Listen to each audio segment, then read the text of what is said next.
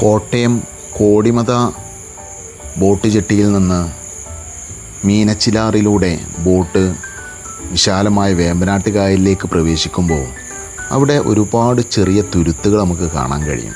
കാഞ്ഞിരം, Vettikkad, R block, ചിത്തര, Pattasseri, സോമൻജെട്ടി അങ്ങനെ തുടങ്ങിയ ഈ ജെട്ടികളിലുള്ള ആളുകൾക്ക് ആശ്രയിക്കാവുന്ന ഏക ആശ്രയം എന്നുള്ളത് ഇങ്ങനെയുള്ള സർക്കാർ ബോട്ടുകളാണ്.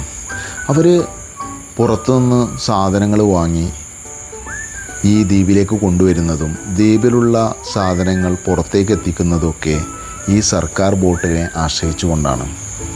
ഒരു ദിവസം 3-4 പ്രാവശ്യം വരുന്ന ഈ ബോട്ടിനെ ആശ്രയിച്ചുകൊണ്ട് അവരവരുടെ ജീവിതത്തെ ക്രമപ്പെടുത്തിയിട്ടുണ്ട്.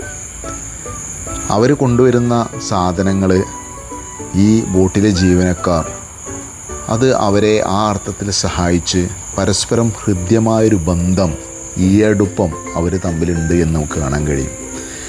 ഓരോ തുരുത്തിലും ഇങ്ങനെ നിർത്തിയിട്ടിരിക്കുന്ന ചെറിയ വള്ളങ്ങൾ അവരുടെ തുരുത്ത് ചുറ്റിക്കൊണ്ട് അവർക്ക് പോവാനും അവർക്ക് മീൻ പിടിക്കാനൊക്കെ ഉള്ള അവരുടെ രാഷ്ട്രീയം കൂടിയാണ്. ഓരോ ബോട്ടും സർക്കാർ ബോട്ടും ഇങ്ങനെ പോകുന്ന സമയത്ത് അവിടെയുള്ള ആളുകൾ ഇതിനെ പ്രതീക്ഷയോടുകൂടി നോക്കുന്നത് നമുക്ക് കാണാൻ കഴിയും.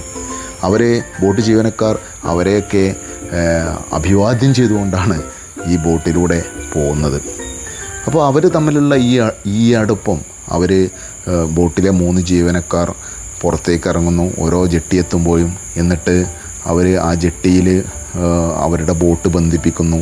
എന്നതിന് ശേഷം അവരുടെ സാധന സാമഗ്രികൾ അവരെടുത്തു കൊടുക്കുന്നു. അങ്ങനെ ആ ഒരു ബന്ധം, ആ ഒരു ഹൃദ്യത ഈ ബോട്ട് ജീവനക്കാരും ഈ തുരുത്തിലുള്ള ആളുകളും കാത്തു സൂക്ഷിക്കാനുള്ള കാരണം ഇവർ ഒറ്റപ്പെട്ടു പോയവരുടെ മനോവ്യതകൾ മനസ്സിലാക്കുന്ന ജീവനക്കാരോ ആ തുരുത്തിൽ ജീവിക്കുന്നവരോ ആയിരിക്കാം.